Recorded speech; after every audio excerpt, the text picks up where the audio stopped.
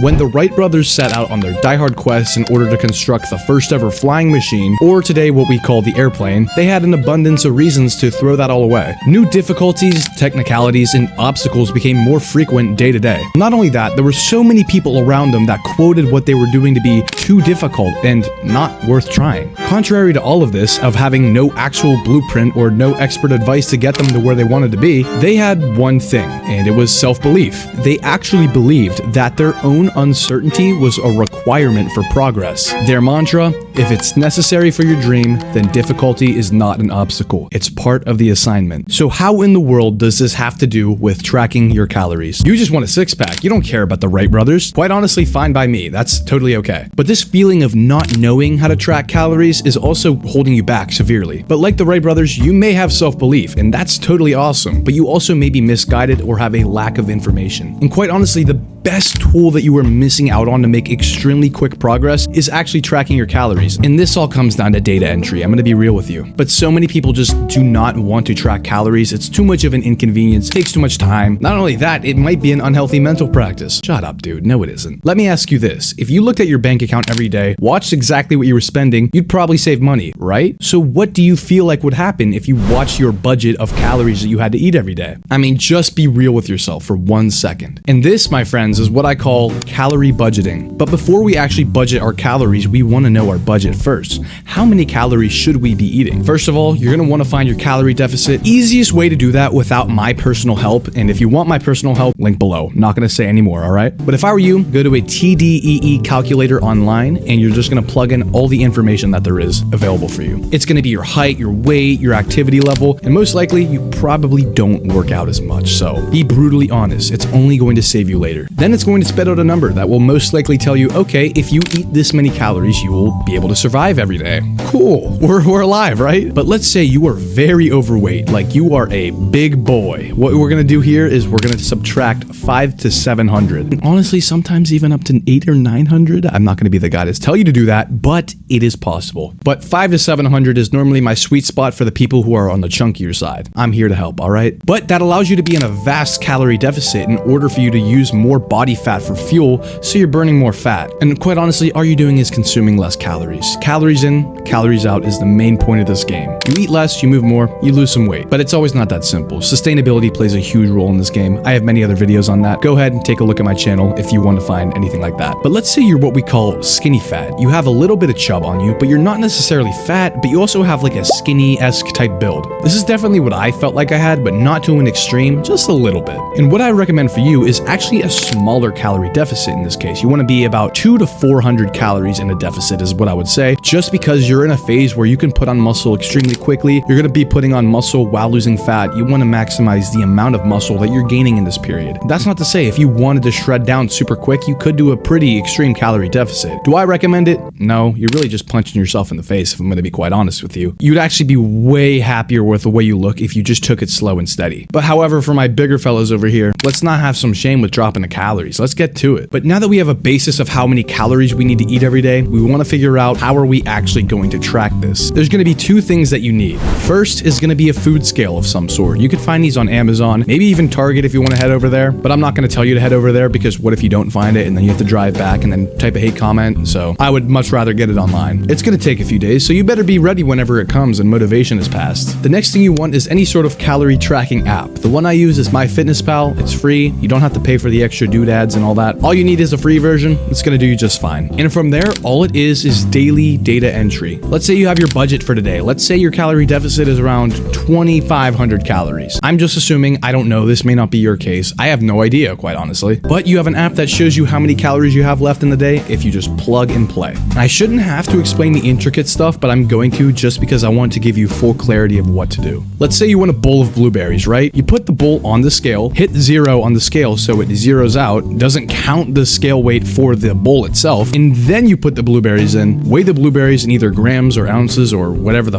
you want to do, and voila, you plug it into the app and you're ready to go. It takes not even that long. I'm going to be quite real with you. A lot of people dislike the inconvenience factor with all this, but I don't even think about it anymore. In the morning, all I do is just grab the scale and I'm ready to go. And if I'm going to be quite real with you, if you tend to eat the same thing every day, you kind of can eyeball what food you eat every day. So when it comes to tracking calories, you're never actually actually going to be 100% accurate to the gram. And quite honestly, it's just giving you an idea of how many calories you're eating in a day. For me, if I just see an apple and I want to eat an apple, I'm not going to weigh out the apple. I'm just going to type in apple on MyFitnessPal and just track it that way. And I'm just saying it'll do. I read this study from Stanford students, and just to paraphrase it very clearly for you, it said calorie tracking works. I know a lot of people want to complain that I don't want to limit myself on how much I eat. If you had everything you ever wanted right now, would you actually be happy? Probably not, let's be real. And to support my argument just a little bit more, I want to hone in on the fact that calorie restriction is such a beautiful topic just because of the fact that it really is the most challenging part of this. And it really is a direct correlation of how you look and how you feel. The saying that there is beauty in the struggle is no exception to counting calories and fitness in itself. And listen, I'm open to criticism as well. I'm not saying I'm the end-all be-all answer. There are definitely different ways to see results in this journey you're in. And for example, most people on YouTube are not going to throw up contradicting studies to the point they're trying to prove. But look at the study that Harvard Health did. It talks about the fact that not all calories are created equal, and their main point in this is that the gut microbiome can actually digest foods differently when it comes to person. I know for a fact there's some healthy foods that I can't digest, and you know what? It may make me hold a little bit of weight, and that's a very good argument. But in general, it does come into calories in, calories out still. It just depends on what foods agree with you the most. And especially because if you were to track 300 calories of French fries, it's not going to be the same of 300 calories of a potato, just because of the fact that the French fries are made to be hyper palatable, meaning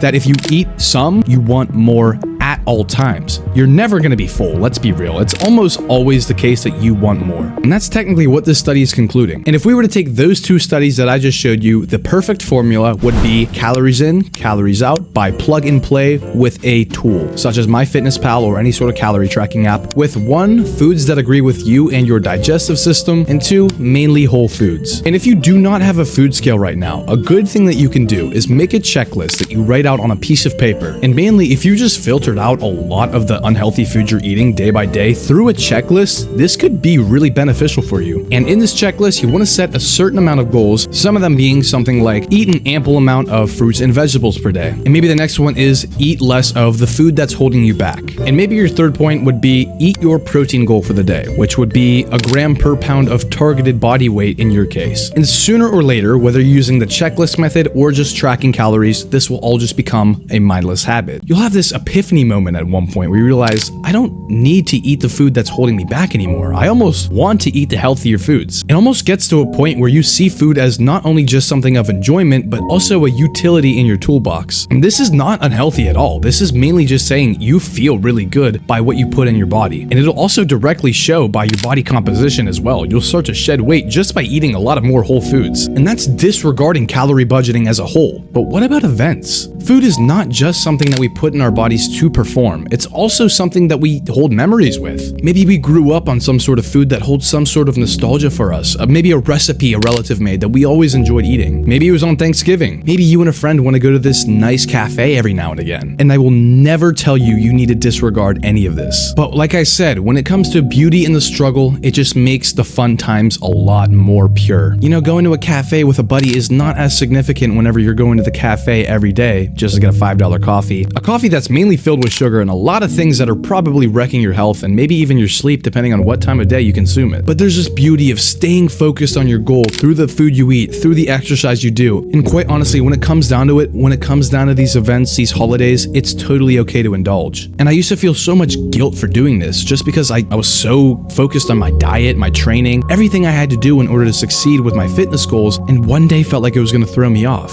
And I'm here to tell you that that's not the case, and it never will be. Because at the end of the day, it comes down to the other 364 days that you have compiled into your life with all the good habits that you've implemented. I mean, it doesn't have to be 364 days. So my friends, what is hard will stay hard, but individuals become better at pursuing the hard things. And I hope that you become one of these individuals. And if you enjoyed this video and you want to work one-on-one with me, I have a link down below in the description. It should be the first link down there. And I don't accept everyone. I'm actually looking for people who are willing to make a change in their life. So if you know for a fact that's you, let's get to work. Other than that, thank you for making it to the end of this video. It actually does mean the world to me. So if you have any other ideas, any questions, drop them in the comments below. I can either answer them with a comment or I'll make a video on them. Other than that, fellas, I'll see you later.